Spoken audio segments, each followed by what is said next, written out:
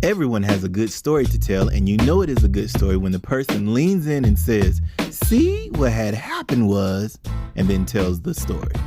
This podcast provides those opportunities to tell those types of stories in education. The stories will be from the good, the bad, and everything in between. We wanted to do this podcast to showcase stories in education and to give flowers to educators who deserve recognition for their excellence. Our guests will feature parents, students, teachers, administrators, and just about anyone who is involved in education. These stories will inspire you, challenge you, and help you to reflect on your practice of education, whether it be from the inside of the classroom or outside. If you have a good story to tell, we'd love to hear it. Email us at contact@andredoughty.org. We'd love to have you or your story on a future episode. See What Had Happened starts now. Hi friends, welcome to See What Had Happened, where we hear stories in education from the good, the bad, and everything in between. We're your co-hosts, Danielle and Andre Daughty. If this is your first episode, what's up, y'all? Hey, what's up, homies? We really, truly appreciate you listening and tuning in with us. If you've been rocking along with us for a while and you are friends of the podcast, welcome back, homies.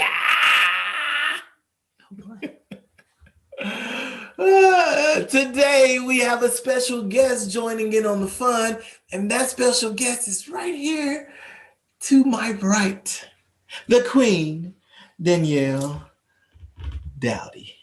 Hey, baby. Hey. How you doing?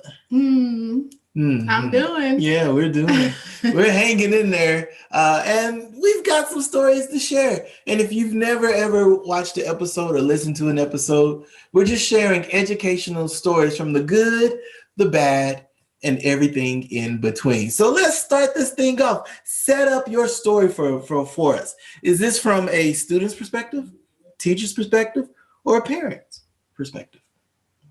All teacher. Okay, all teacher. All right. Go for it. Set it up for us.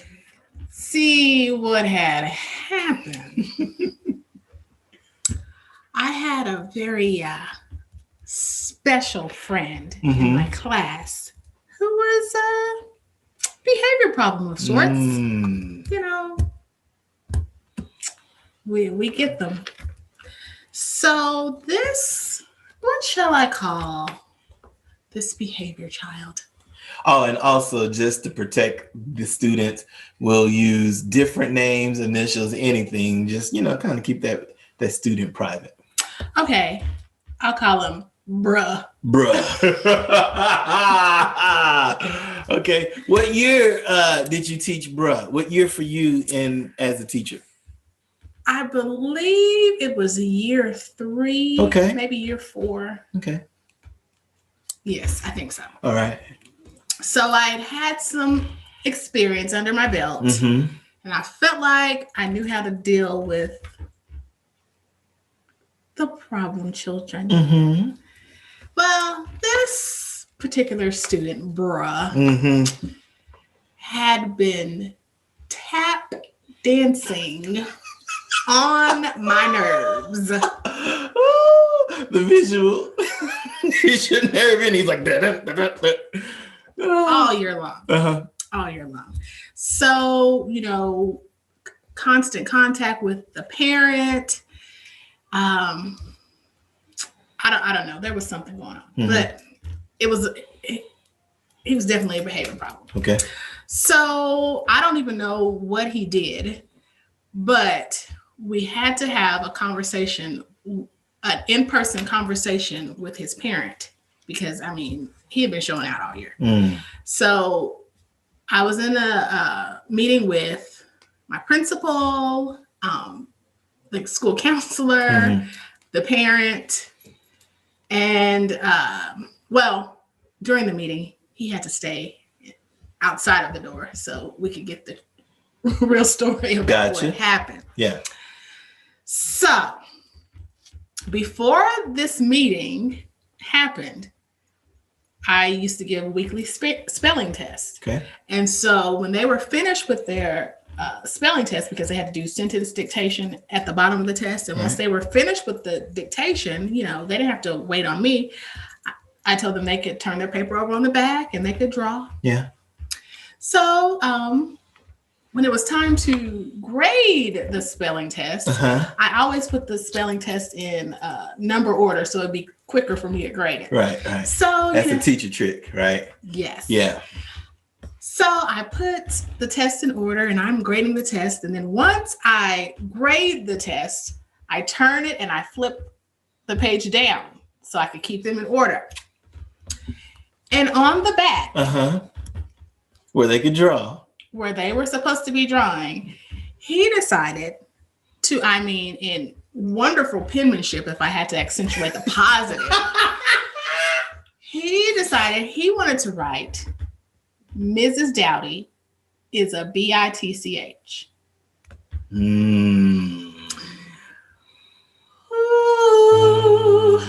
Okay. Here's the thing.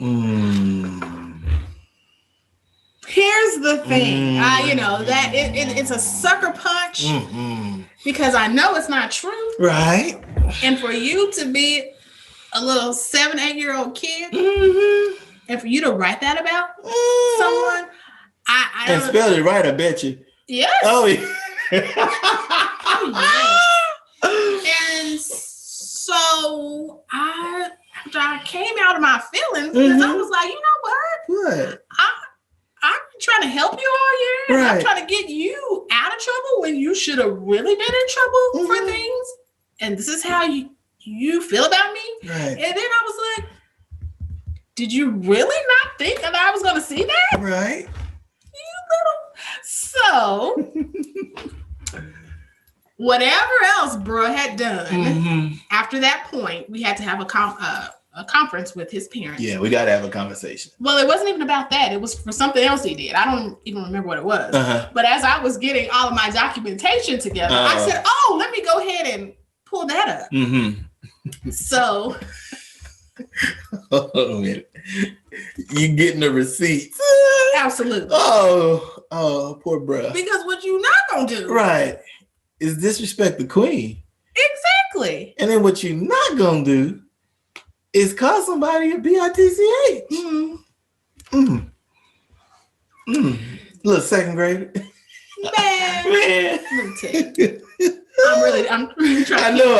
I'm trying to keep it classy right here. Yeah. Because it gets me all riled up. And then we as teachers, we take a lot of abuse all the time, and we normally try to stay positive on top of that abuse. We try to stay professional, but I could see you helping bruh all year. And giving him the benefit of the doubt. Second chances, and third, fourth, and helping him model some of his reactions to the bad things that he's chosen to do. And even with all of that, on this spelling test, he decided to write on the back that Mrs. Daughty, a beautiful Black woman, is a B. So yes, so we had the conference with the parents, and they went through all the counselor, the principal went through all the things. See, they didn't know I had this ace of spades. Right, these receipts. Yeah, the documentation. Yes.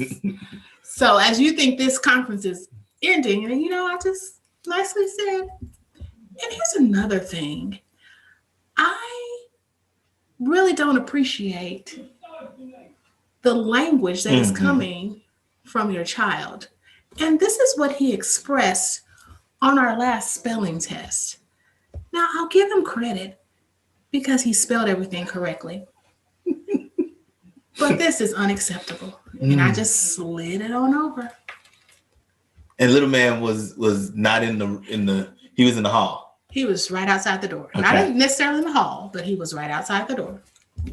I just slid it on over. And the look of horror that was on that parent's face. See, this is what you're raising a kid in? Now, see, I could have. Yeah. That's not what I said. You're right. I'm feeling it. So, yeah. So the parent profusely apologized. And the next day, in Bruh's daily folder was a perfect penned letter of apology to me. And that's one of the tougher things for us as educators.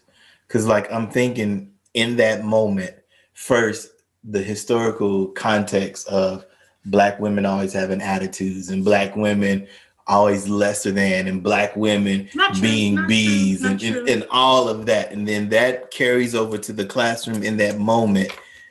And as a second grader, he learned that from somewhere. Mm-hmm. And even being frustrated for whatever reason, he could have expressed frustration in any way. But in that moment, he decided to express frustration. This probably wasn't even towards you on the paper to call you a B. And then as teachers, it's our job the next day to pretend like it never happened. Right. At that meeting with the parent, it's our job to maintain low tones and talk in a nice, sweet way. And I love the pettiness of how you did it. He's like, oh, one more thing before we go. This paper. Here's this paper right here. And so what did you do? Like, did you just let the parent read it and sit in that? Yes. Be uncomfortable for a little bit? I sure did. And to see the facial expression change because your kid. Yeah. Yes. And it'd be different if you hadn't been working with this kid all exactly. year. It would have been different if this wasn't the first positive or negative phone call. Mm-hmm. Mm-hmm. So the next day when he brings the paper in the take-home folder, was his attitude different? Was he a little better? Did he have some act right in his spirit? Like, I wonder. Without divulging too much information about the student, there was something going on behaviorally. Because, I mean, he could turn it on and he could turn it off. Smart as he wanted to be. But it was just some at-home things found its way to school. More than likely, yes. Yeah. Yes. And he didn't know how to ask for help. And so the only way that he could voice those frustrations was, yeah. Well, I will say this, after I read the nicely penned letter, I was very appreciative of his words. And so when I checked folders, it was usually while they were at specials. So when he came back, I said, bruh, I'm so happy that you did this. And at that time I could hug. So I gave him a hug. And I am always big on telling my students that I love them because maybe they don't hear that at home. Right. So in any type of way, I always tell them that I love them. So at that point I did say, hey, I love you and I expect better from you. And so he's like, yes, Mrs. Doughty. Or, another time where I tell him that any kid that I love them, I'll just say it. You know what? I love you too much to argue with you. And it stops it. Yeah. So, yeah. Yeah. That's what had happened. I'm thinking of the kid's face because he had probably forgot that he wrote that on the paper and then went on with his day. This time Miss Doughty forgot about it. Yeah. No. And then he's thinking to himself, yeah, we're here for this meeting on this one thing. And then you throw a draw four down on him. And he's, bless his heart. So my question to you is, looking back on it now, would you have done anything different? Nope. You would have kept that piece of paper and thrown it down just like that to the fence? Yes, surely. Yeah. Yes. Did his behavior improve any throughout the rest of the year? Had some days, yes. I mean, it was a different battle every day. That was one of my hardest years. And I will say, I believe that is the year that I gained my gray hair. Oh. It was a struggle. That is also the year, like afterwards, you say, I can teach. Oh, yes. Because when you have like those rough years or those really challenging years, whether it be the paperwork, whether it be the test scores, whether it be you bringing up students academically and like the stressors and the anxieties and all of that happen. At the end of that year, when it's like the brand new slate and you're about to get a new class, you look back and you reflect and you're like, oh, I did that. I did that. So was that was that this year where you, at the end of that year with bruh, you're like, I did that. Yes. Yeah. What have you seen or heard from bruh? Because he's a second grader during this time. So did he stay at the school? Yes. And he would come speak to me. Mm-hmm. And there were situations where they would call me to come in. Oh, you were the mediator for bruh. Yes. So he respected you enough where you were the calming presence for him at times. Mm-hmm. That's dope. Okay. Did he ever call you a B again? Not to my knowledge. I don't know what he does in his head. Yeah. But, you know. Yeah. See him right now. What are you doing? Nothing.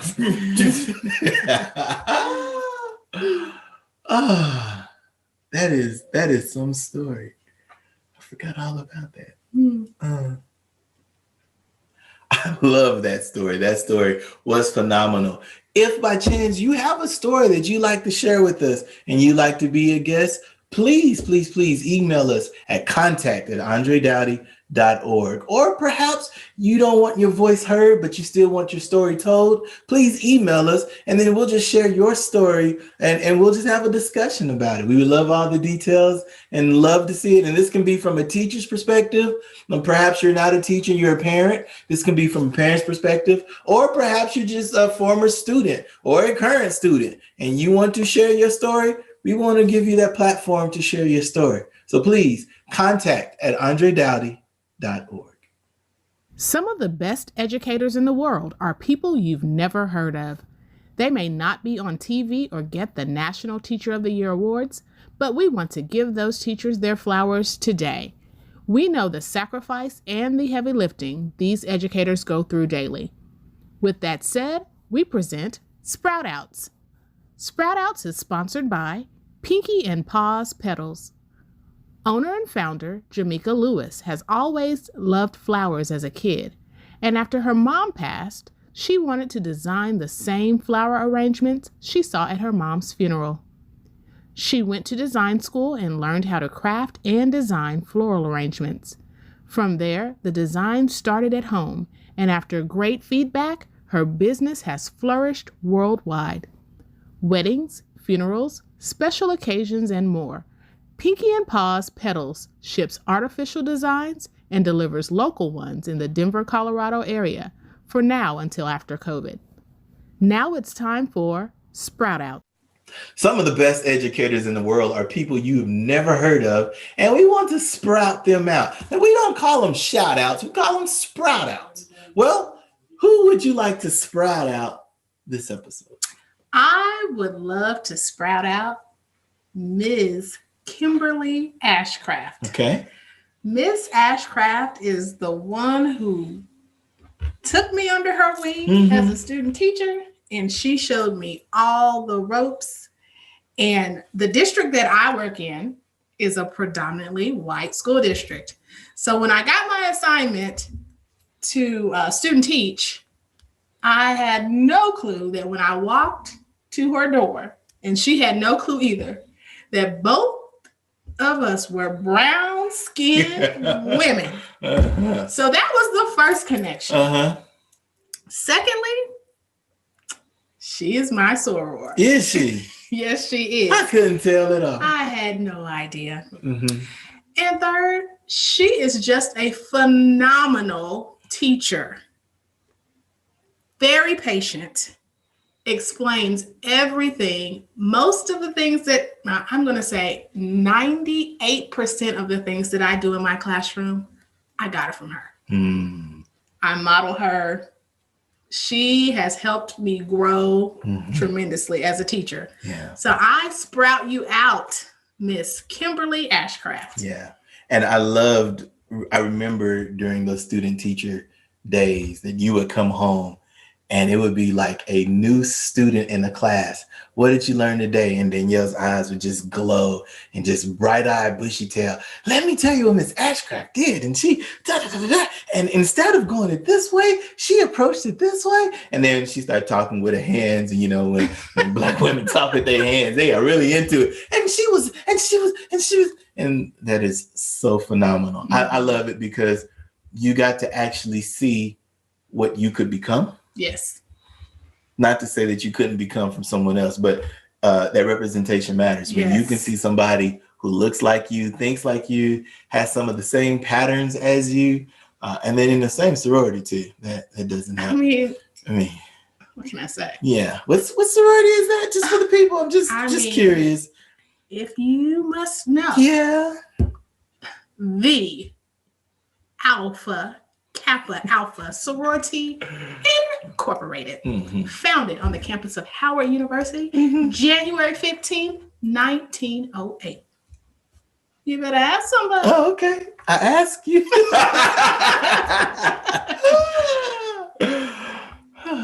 Well, we're at the end of the episode, and that was a phenomenal story. Thank you. I am so glad that no other students have been calling you bees because punks jump on the bees. I'm joking. We truly appreciate you watching See What Had Happened with us. Once again, if you got a story that you like to tell and you like to share with us, just email us at contact@andredoughty.org. If you don't want to be on camera to share the story, you can still email us and share that story with us. We're right here ready to listen to your story.